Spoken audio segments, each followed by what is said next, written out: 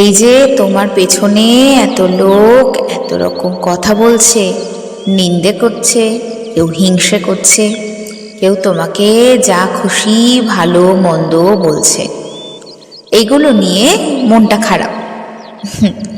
ভাবছো এগুলো কেন হচ্ছে?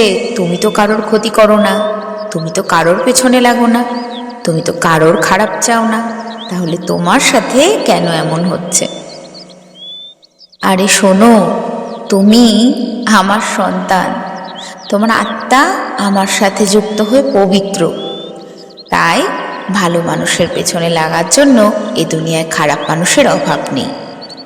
যারা পেছনে লাগছে লাগতে দাও, পেছনেই তো লাগছে, আর তো কিছু না।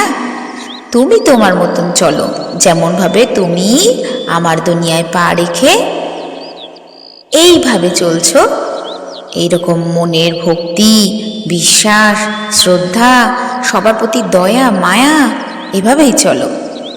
আর যারা পেছনে আছে তাদেরকে আমি দেখে নেব।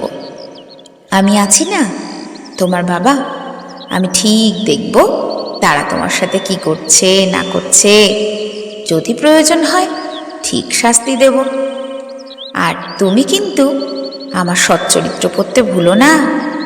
আর শোনো, ঘর থেকে বেরোনোর আগে আমার 11টি বচন পড়তে ভুলো না। ওটা আমার প্রতিশ্রুতি। আমি যে প্রতিশ্রুতি দিই সেই প্রতিশ্রুতি আমি অক্ষরে অক্ষরে পালন করি, এটা তো জানো।